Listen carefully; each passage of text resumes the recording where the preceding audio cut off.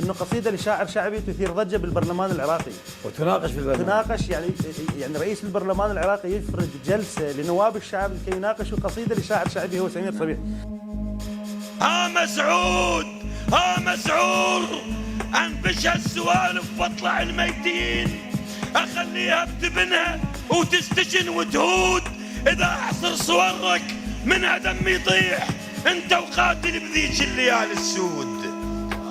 غيروا للعلم شلنا لك النجمات، نشيل اسم الجلالة الخالق المعبود، وبمكان اسم الجلالة نخط لبن أربيل. انت وياي ضدي تحاجز الهادود، شتريد النخل ينزل على الصعود، وطن شفته جريح وصار لك فرهود، دظل جمع حطب ابقى جمع حطب ما يحترق والله، ابراهيم الوطن يا نار يا نمرود.